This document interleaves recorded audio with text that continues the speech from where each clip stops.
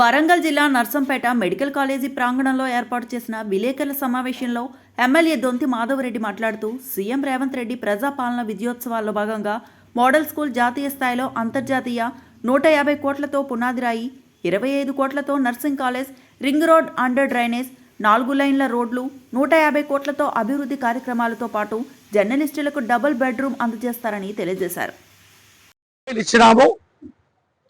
పనులు జరుగుతూ ఉన్నాయి.